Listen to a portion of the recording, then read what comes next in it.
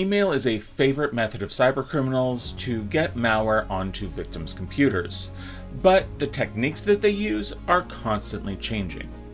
A new malware distribution campaign is embedding malicious Microsoft Word documents inside of PDF files. When a victim opens the PDF file, they are prompted to open the Word document as soon as the PDF file is opened.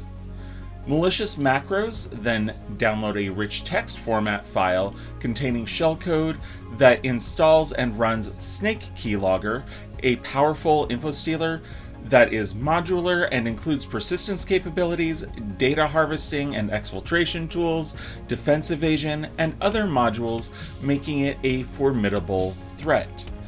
The PDF files are being sent via email, claiming to be an invoice and likely including promises of payment after interacting with the attached file.